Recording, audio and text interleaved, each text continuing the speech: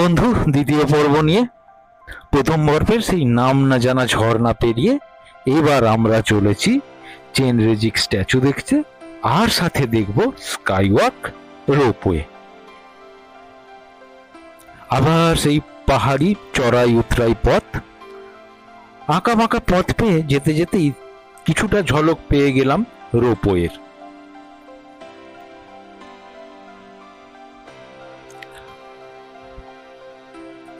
চলে এলাম স্কাইওয়ার্কের কাছে।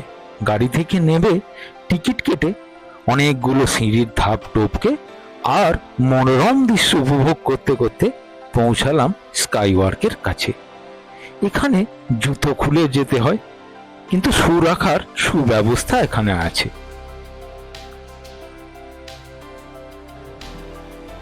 তো ওপরে পৌঁছে দেখি আমার মতো প্রায় সবাইরই পাগল পাগল দশা। কেউ নাচছে, কেউ শুয়ে গড়াগড়ি খাচ্ছে। এইসব দেখতে দেখতেই ভিড় ঠেলে আর চারপাশের কুয়াশায় ঢাকা মনোরম কিছু দৃশ্য দেখতে দেখতে এগিয়ে চললাম স্কাইওয়াক ধরে।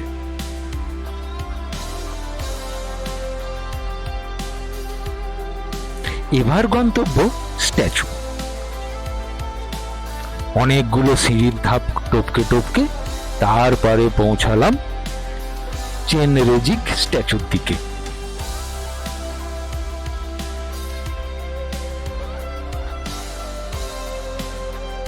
বেশ কিছুটা সময় খুব ভালোভাবে কাটালাম এইখানেতে।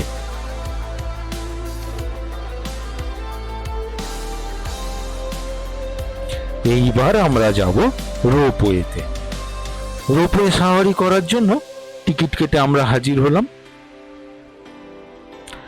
এখনো চারিদিক কুয়াশায় ঢাকা, তবে জানি না এটা কুয়াশা না মেঘ।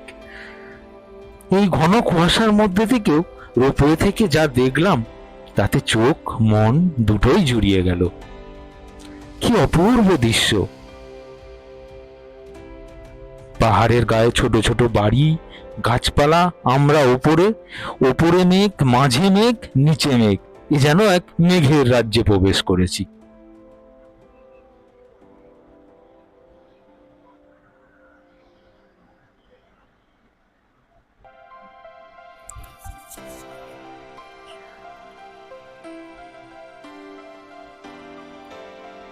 রোপওয়ে সাফারি শেষ করে পৌঁছালাম আমরা বার্ড পার্কে।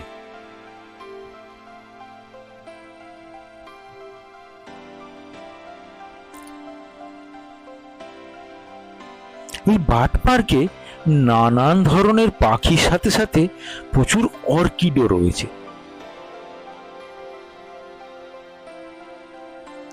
এই রং বেরঙের পাখিটি আমাদের মনোরঞ্জন করে চলেছে। এই রকম আরো অনেক পাখি আছে নিচে।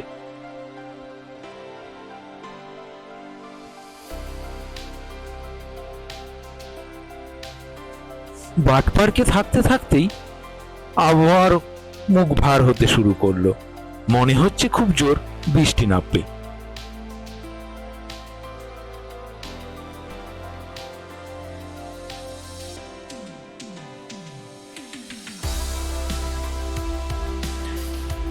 এইবার আমরা বেরিয়ে পড়লাম প্রচন্ড বৃষ্টি মাথায় নিয়ে আমাদের হোটেল ব্লুবেন অ্যালপাইনের উদ্দেশ্যে।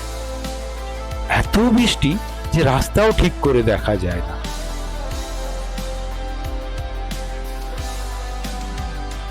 পরদিন সকালে ঘুম থেকে উঠে দেখি কাঞ্চনজঙ্ঘা মহারাজ আমাদের জন্য অপেক্ষায় আছে। সে কি মনোরম দৃশ্য!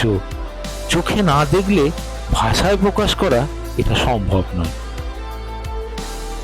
মন ভরে উপভোগ করলাম তার সৌন্দর্য। আবার শুরু হলো পাহাড় আর মেঘের লুকোচুরি খেলা। আমরাও রেডি হলাম পরবর্তী সাইট সিন গুলোর জন্য। বেরিয়ে পড়লাম গাড়ি নিয়ে।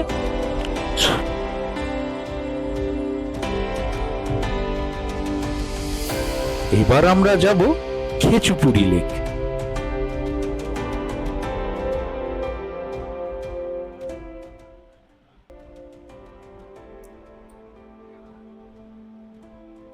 পৌঁছে গেলাম খেচুপুরি লেকের সামনে। অনেকটা পথ পায়ে হেঁটে তারপরে পৌঁছাতে হয় লেকের সামনে। লেকের চারদিকের দৃশ্যটা ভীষণ মনোরম। চারদিকে পাহাড়, জঙ্গল, গাছ, তার মাঝে এই বিশাল লেকটি। এখানেও অনেকটা সময় আমাদের কেটে গেল।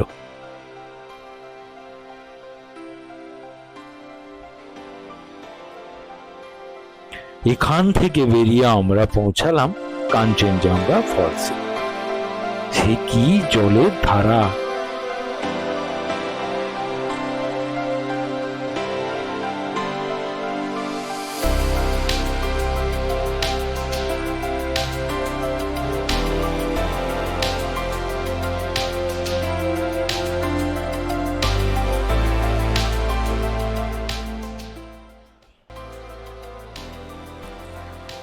কাঞ্চনজঙ্ঘা ফলস থেকে বেরিয়ে আমরা পৌঁছালাম অরেঞ্জ গার্ডেন। এই অরেঞ্জ গার্ডেনের পাশ থেকেই বয়ে যাচ্ছে একটা নাম না জানা নদী। তিত্তির করে বয়ে চলেছে সে। অনেকগুলো সিঁড়ির ধাপ নিচে নেবে তারপরে পৌঁছাতে হয় ওই নদীর কাছে। আমরাও অনেকগুলো সিঁড়ির ধাপ টপকে পৌঁছে গেলাম নদীর কাছটায়। খরস্রোতাই নদীকে দেখতে দেখতে বেশ কিছুটা সময় কাটতে লাগলো। আর যতই সময় কাটতে লাগলো আমাদের মনও তত খারাপ হতে লাগলো, কারণ আজই সিকিমে আমাদের শেষ দিন। হোটেলে ফিরে আবার প্যাকিং করে কাল সকালেই বেরিয়ে পড়তে হবে নিউ জলপাইগুড়ির উদ্দেশ্যে। ফিরতে হবে আমাদের বাড়ি।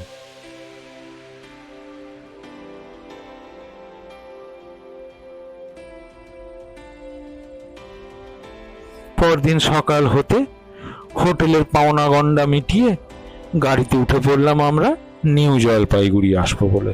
রাত্রিরের ট্রেন। কিন্তু এই আস্তে আস্তে পাহাড়ের প্রত্যেকটা রাস্তার বাঁক, পাহাড়, গাছ সবাই যেন আবার বলছে, আবার তোমরা এসো। নিশ্চয়ই আসবো, আর যখনই আসবো ভিডিও নিয়ে আসবো। ততদিনে তোমরা সবাই ভালো থেকো, সুস্থ থেকো।